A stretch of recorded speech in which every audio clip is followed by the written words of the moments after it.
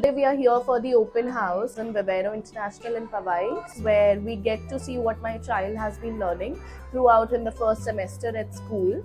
And all the activities had been very well placed, where my child is supposed to go and show me what all he has done.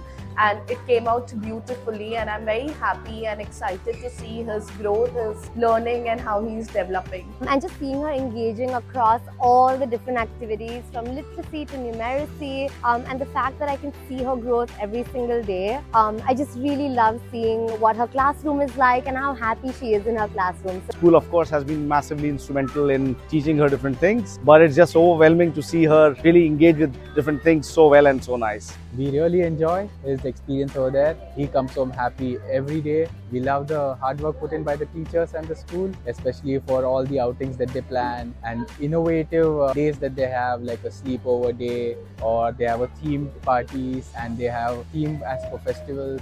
And they always come up with something new in their curriculum so that these kids have a better exposure when they go to the higher classes. So all the best to the team and to the school, and I'm really proud that he comes here.